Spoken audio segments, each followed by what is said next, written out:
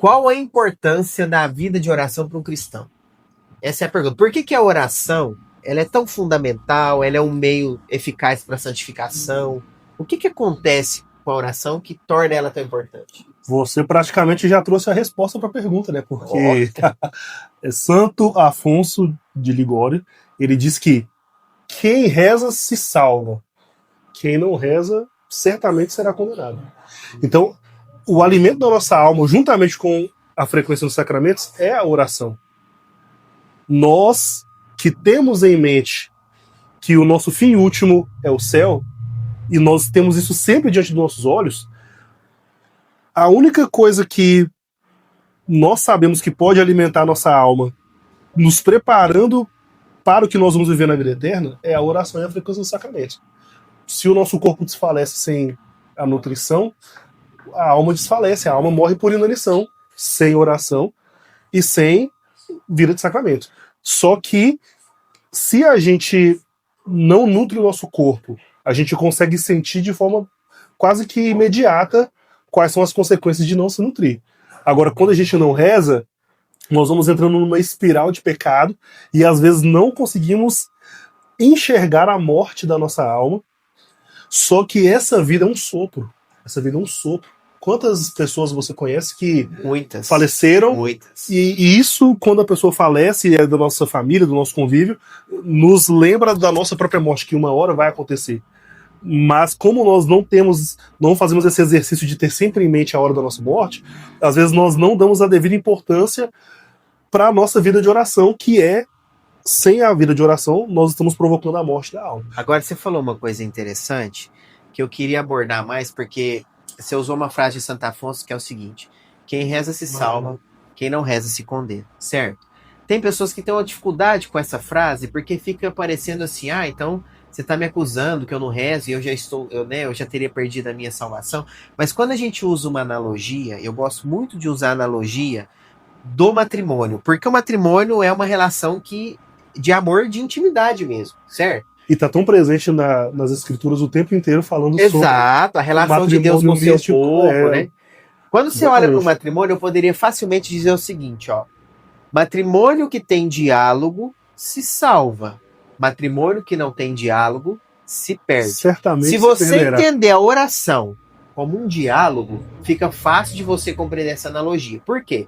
Se você não tem diálogo com Deus, como é que você vai receber as graças que Deus quer mandar? Como é que você vai construir essa intimidade? Então, quem reza tem diálogo.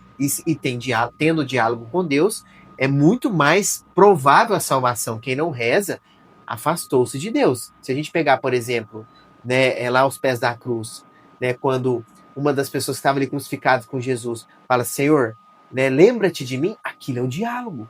Inclusive é o diálogo inicial, não é, Adelino? Acho que a gente pode lembrar o pessoal disso aí. Eu acho que eu iria entrar fazendo um parênteses, exatamente nesse momento em que ele diz, Senhor, lembra-te de mim quando entrares no paraíso, e nosso Senhor responde, ainda hoje estarás comigo no paraíso. Isso é assim, as pessoas não têm em mente que a nossa vida, de fato, ela, num estalar de dedos, ela vai acabar. E não vai restar mais nada a não ser a salvação eterna ou a condenação eterna. Se isso não faz qualquer pessoa tomar uma consciência de que é muito urgente a salvação, e você inicia o processo de estar em intimidade com Deus na vida eterna, é aqui. Aqui é que a gente experimenta aquilo que nós experimentamos como apenas vendo, tangenciando aquilo que realmente vai acontecer quando nós vemos a vida eterna, vendo Deus face a face.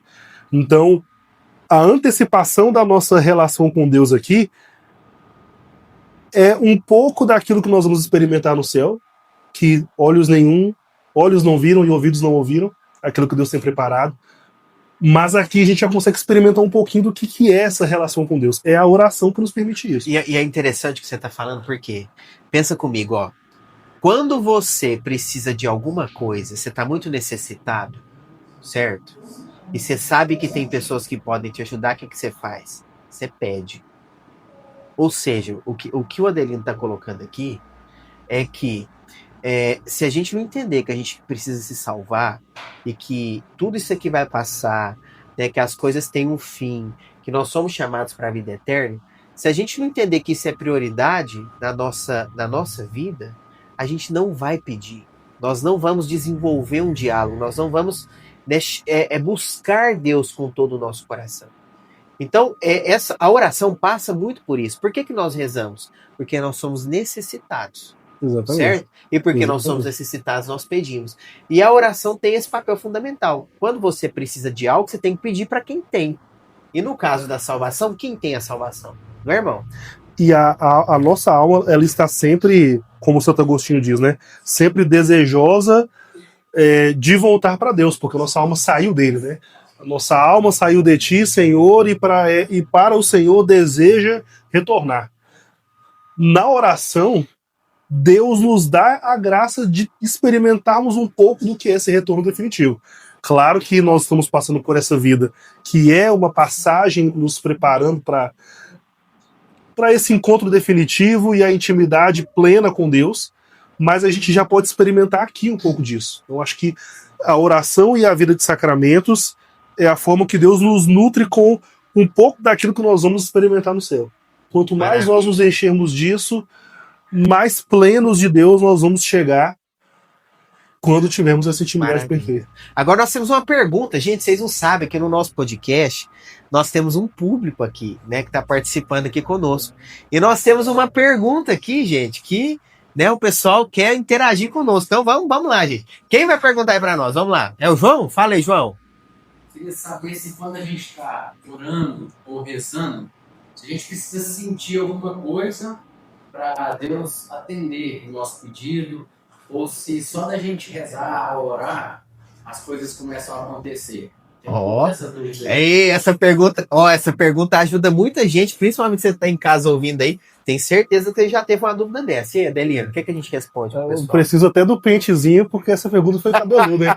Nós temos um pentezinho aqui, gente. Sabe por quê? Porque... Chegou o pente.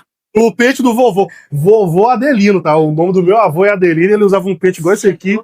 Na hora que esquentava a cabeça, ele tirava o chapéuzinho dele, passava o pente.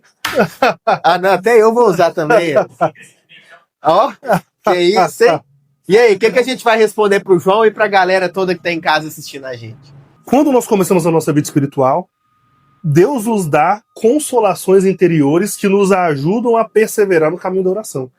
Todo mundo que passa por um processo de conversão, às vezes em um retiro, em uma pregação, todo mundo tem essa experiência de sentir que naquele momento Deus está tocando você.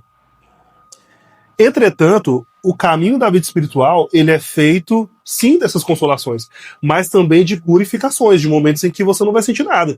De desertos pelos quais você vai passar, preparando a sua alma e testando-a para ver se você de fato está unido a Deus apenas por conta dessas consolações, se você é um daqueles que, depois da multiplicação dos pães e dos peixes, foi até Nosso Senhor para que ele se tornasse o rei, já que ele alimentou a barriga das pessoas naquele momento, ou não, se você vai perseverar também no Monte Tabor, se você vai de fato passar pela cruz junto com o Nosso Senhor. Então ele nos dá momentos de aridez, momentos de deserto para provar a nossa fé. Maravilha, gente. Maravilha. Ai, que tremendo, calma demais, irmão.